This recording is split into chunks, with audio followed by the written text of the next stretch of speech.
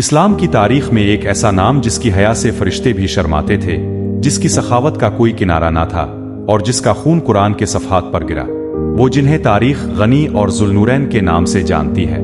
آج ہم اس عظیم ہستی کی داستان سنائیں گے جس نے اپنا سب کچھ اللہ کی راہ میں لٹا دیا، حضرت عثمان ابن عفان رضی اللہ عنہ۔ عام الفیل کے 6 سال بعد 576 عیسوی میں مکہ کی سرزمین پر بنو امیہ کے ایک معزز گھرانے میں ایک بچہ پیدا ہوا جس کا نام عثمان رکھا گیا۔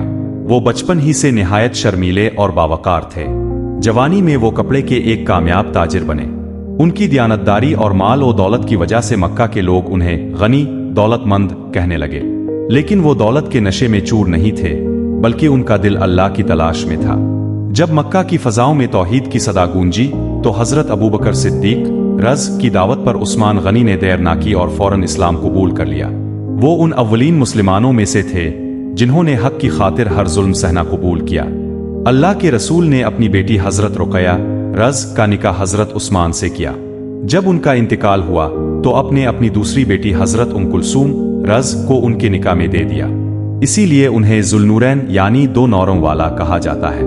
اپنے فرمایا تھا، اگر میری 40 بیٹیاں بھی ہوتیں تو میں ایک کے بعد ایک عثمان کے نکاح میں دے دیتا۔ اور سوچئے وہ کتنا عظیم انسان ہوگا جس پر اللہ کا رسول اتنا بھروسہ کرتا تھا۔ جب مسلمان ہجرت کر کے مدینہ پہنچے تو پینے کے پانی کی شدید قلت تھی۔ برن روما نامی کنواں ایک یہودی کی ملکیت تھا جو مہنگے داموں پانی بیچتا تھا۔ رسول اللہ نے فرمایا، کون ہے جو یہ کنواں خرید کر مسلمانوں کے لیے وقف کر دے اور جنت میں اپنے لیے چشمہ خرید لے؟ حضرت عثمان اٹھے اور 35,000 درہم دے کر وہ کنواں خرید کر تا قیامت مسلمانوں کے لیے وقف کر دیا۔ صرف یہی نہیں، جب غزوہ تبوک کا وقت آیا اور مسلمانوں کے پاس کچھ نہ تھا تو عثمان غنی نے 900 اونٹ، 100 گھوڑے اور سونے کی اشرفیوں کے گھیر لگا دیے۔ نبی کریم نے خوش ہو کر فرمایا، عثمان، آج کے بعد تم جو بھی کرو اللہ تم سے راضی ہو گیا ہے۔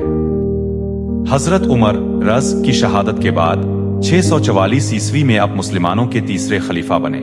اب کے دور میں اسلام کی سرحدیں افغانستان اور آرمینیا تک پھیل گئیں، لیکن اب کا سب سے بڑا احسان امت پر یہ ہے کہ اپنے قرآن مجید کو ایک لہجے پر جمع کیا اور اس کی نقلیں پوری دنیا میں پھیلائی تاکہ قیامت تک اللہ کی کتاب میں کوئی اختلاف نہ رہے۔ وہ وقت آ گیا جب فتنوں نے سر اٹھایا۔ باغیوں نے 82 سال کے بوڑھے خلیفہ کے گھر کا محاصرہ کر لیا۔ حضرت علی رض کے بیٹوں نے پہرا دیا، لیکن عثمان غنی نے فرمایا، میں نہیں چاہتا کہ میری وجہ سے کسی مسلمان کا خون گرے۔ وہ 18 ذوالحجہ کا جمعہ تھا۔ حضرت عثمان روزے سے تھے اور قرآن کی تلاوت کر رہے تھے۔ بیغ دیوار اندر داخل ہوا۔ جب تلوار ان پر چلی تو ان کا خون قرآن کی اس آیت پر گرا، فسے کفن کے آما الوا، تمہارے لیے اللہ کافی ہے۔ پوری دنیا کا خلیفہ جس کے پاس دولت کے گھیر تھے، بھوکا پیاسا اپنے رب کے حضور پہنچ گیا۔ حضرت عثمان کی زندگی ہمیں سکھاتی ہے کہ دولت اگر اللہ کی راہ میں ہو تو وہ بوجھ نہیں، رحمت ہے۔ ان کی حیا، ان کی صبر اور ان کی سخاوت آج بھی ہم سب کے لیے ایک روشن چراغ ہے۔ اللہ اندرجاتی بلند فرمائی